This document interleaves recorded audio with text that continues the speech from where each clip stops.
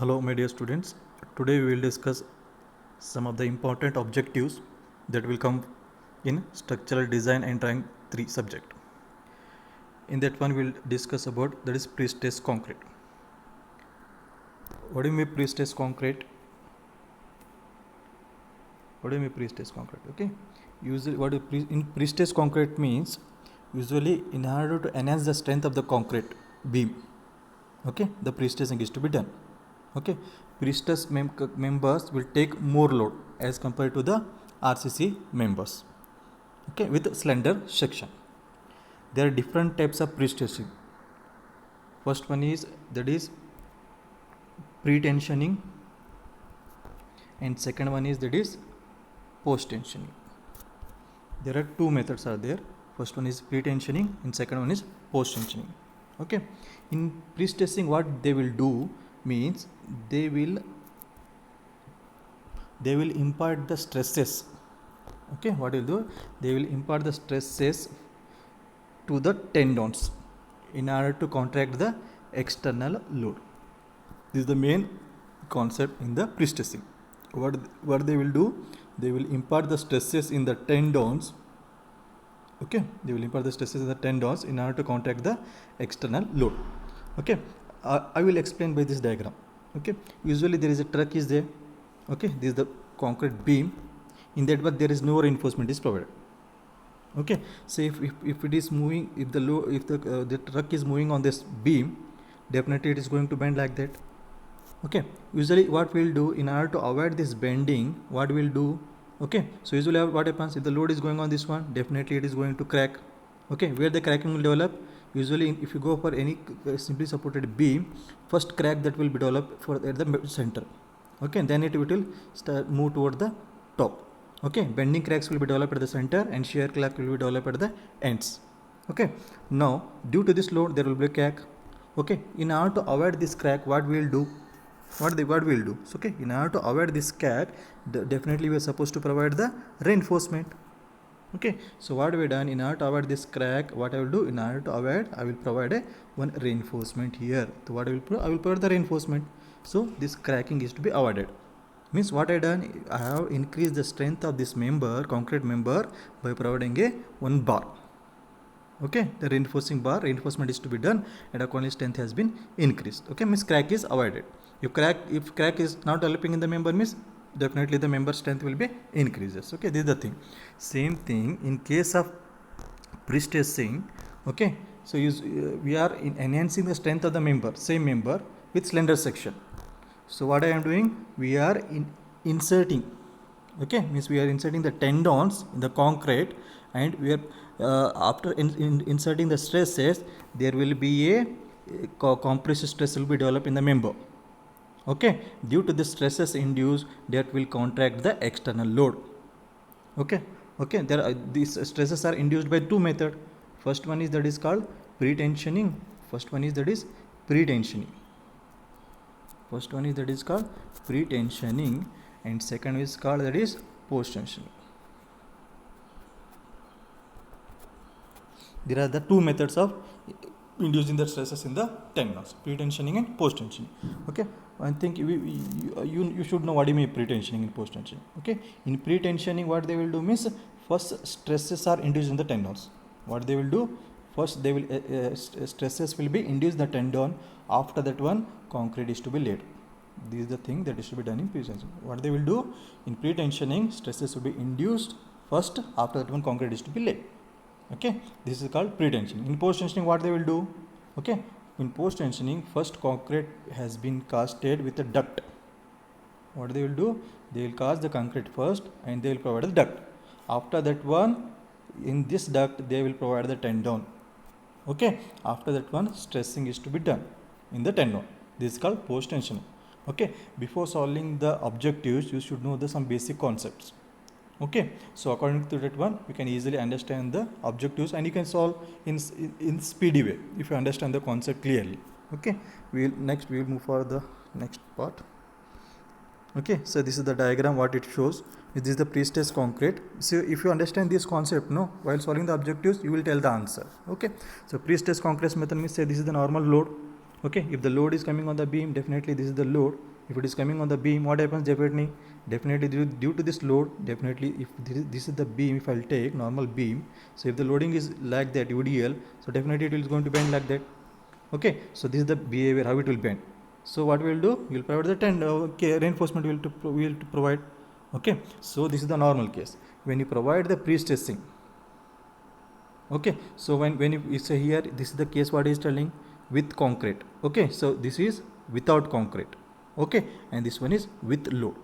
Means what happens usually, so when you apply that, if you apply the force, if you apply the stresses on tendon, it due to this external load, that what it is coming, no, so it will come like that. Due to that one, after the loading, it will try to contract the external loads. Okay, so this is the final case what it will happens. Okay, this is the case without, this is with load, and this is without load. This is the case we have to remember. Okay, so next one is, okay, so you have to remember this ones. Okay, first that will be wires, combination of wires will be strand. Okay, then a combination of strand will be tendon. Okay, then combination of tendon will be, that is bar. Okay, this sequence you have to remember. Okay, what is that sequence? That is wire. If you combine the wire, number of wires if you combine, that will become strand. If number of strand if you combine, that will become tendon. Okay, if number of tendons if you combine, that will become bar. Okay, so this is the diagram. Okay, just as shown for your understanding point of view. This is a one casted beam, pre-stressed concrete beam. How it will look, it is shown here. This is a multi-strand system with steel strands only. Okay, okay, usually this is which type of beam? That is post tension beam. Okay, in post tension beam, what they will do, they will provide the duct. Okay, they will provide the duct. In that duct, then the tunnels will be inserted. After that one, in that duct, maybe the concrete will be poured. If it is cement grouting is to be done. Okay, if grouting is done, cement mortar. Okay, grouting is done. Okay, then that is called bonded concrete. If it is grouting is not done, that is called unbonded concrete. Okay. Okay, now what we will do, we will solve the objectives. We will discuss one by one. Okay, the phenomena of development of internal tensile stresses, the phenomena of development of internal tensile stresses in a concrete member by means of tensioning device are called. Okay, what is telling? The phenomena of development of internal tensile stresses in the concrete. Okay, tensile stresses in concrete member by means of tensioning devices. What is say? That is pre-tensioning, post-tensioning, or pre-stressing concrete, thermo-electro pre-stressing. Which is the correct answer? Okay, the correct option is, that is pre-stressing of concrete. This is called pre-stressing of concrete. Okay, in pre-stressing there are two methods, pre-tensioning and post-tensioning. For this first option, first question, which is the correct answer? C is the correct answer. Okay, we move for the second one. The end zone reinforcement in post tension is provided to resist. The end zone reinforcement in post tensioning is provided. Why it is to be provided? Okay, usually in pre-stressed concrete, here end zone reinforcement are provided. In post tension is provided to resist what? Okay, usually we are providing heavy stresses are induced. Okay, due to anchorages, there will be a, why we have to provide? Because there will be a bursting forces that will be developed. There will be bursting forces that will be developed. In order to avoid that one, we are going to provide the end zone reinforcement. Okay, for second one, which is the correct answer? P is the correct answer. First one, which one is the correct answer? So C is the correct answer. Okay, for next one, third one,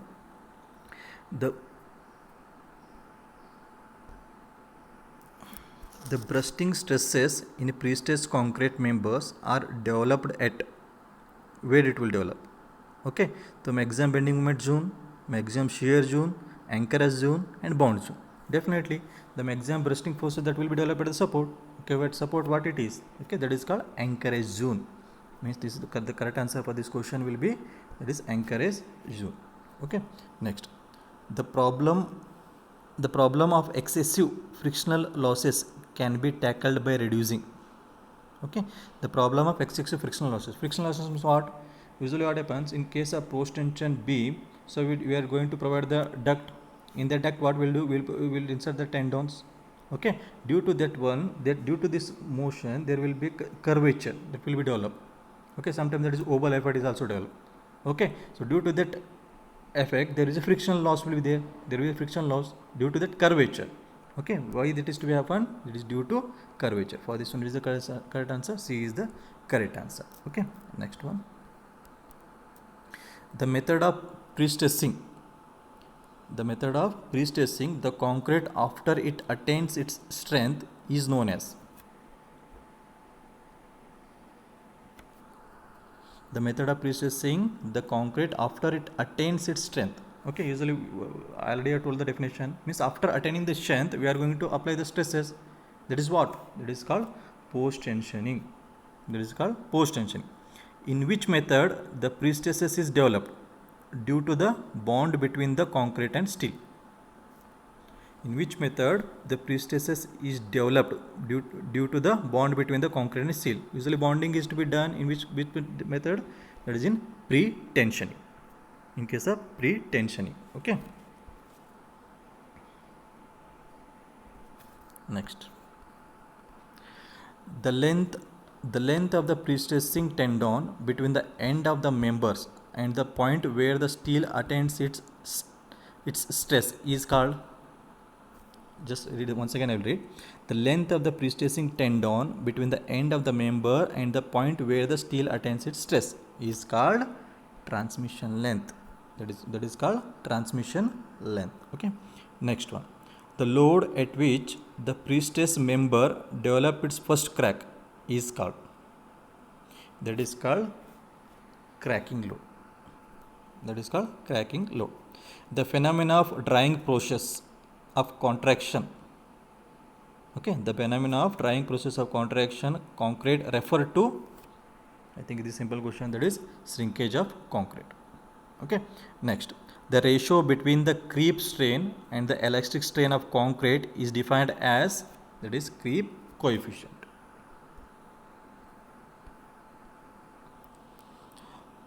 Next, the phenomena of reduction of stress in steel at a constant strain are known as, that is called relaxation of stress. It is called relaxation of stress. Next, the device which helps the tendon to transmit the pre-stresses to the member and maintain it for the design period, that is called the device that helps the tendon to transmit to the member and maintain the